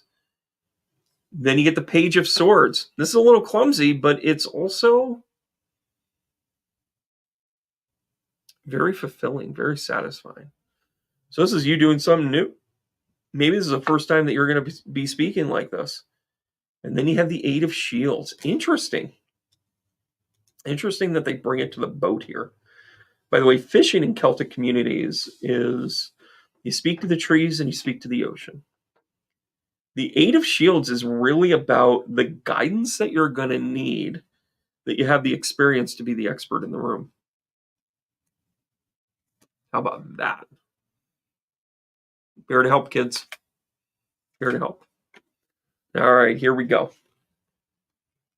Oh, these guys are really sticking together. The Knight of Wands and the Page of Dragons. Guess what? You're getting shit done here. You're doing it. You're speaking. You are speaking for sure. All right. Nine of Blades, anxiety. I see it. You're nervous about it. It's right there. You even said it. Right? But what about the tools that you have? Oh, celebrate good times. Come on. Do. I'm going to tell you this right now, Pauline. I think not only should you do it, I think you should do it with your head up. I think that it's going to go pretty well.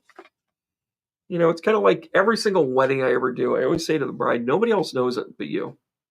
Nobody else knows that the napkins are wrong or the forks are, whatever. Everything else is just going to be a novelty of like, oh, maybe she just wanted a 2-pronged fork. Maybe she just wants something to be a little bit different. Okay.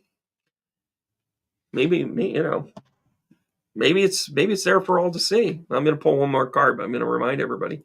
Go to tbrandonross.com. Sign up for the Signs from Loved Ones, please. Janet, you're very welcome.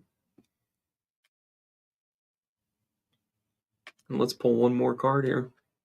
Come on, Pauline, let's do this. Wow, everything's hurting all of a sudden. The blue flame. Spontaneous awakening. Activation, integration time. I cannot encourage you any more than I just did, Pauline. Love you to death. I love your work. By the way, I'm going to put this out there too. I haven't done a good job at this. And I want to make sure that people have an opportunity to join this. We have a little community, and sometimes a lot of these people kind of know one another a little bit. And you're like, oh, why do they? It sounds like they know each other. I don't know if we actually know each other. What we do, though, is we're part of a little group called the Spirit Tree Bees. By the way, there's a long story kind of behind it. Don't worry about what it is right yet. But I'm inviting you all to join it. It's our little community there on Facebook. Jump right in. It is a small, budgering community. Pauline's one of our leaders in there, so by all means, Pauline, thanks so much for being a part of it. You can click right on it. Just has to be a member of it, right? Just jump right in there. Oh my gosh, Kelly, I'm going to go back and read some of what you've written down there. Just so I'm thinking about you, okay? Well, yeah, Jenny, signs from loved ones. You just saw in word. Write it down. Pauline, back to your read here. From left to right, you're going to have the courage to do this. The blue flame is a healing energy. You are meant to heal with this. This is meant to be an experience for you to heal. To heal. I'm sorry that the topic is super heavy. I'm sorry that that topic was part of your past. I'm sorry that the only way you're going to heal from this is to go through it. But I am not sorry that you have the opportunity to become absolutely bum diggity awesome doing it. Because your new calling is here and it's time to get going.